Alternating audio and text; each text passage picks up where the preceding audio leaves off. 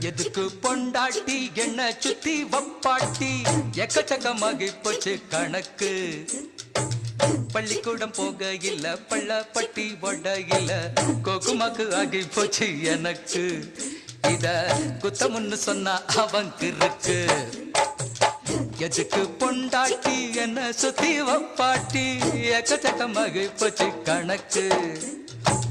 பள்ளிக்கூடம் போகையில பள்ளப்பட்டி ஒடகில கொக்குமாக்கு ஆகி போச்சு எனக்கு. இத குத்தமுன்னு சொன்னா வந்திருக்கு.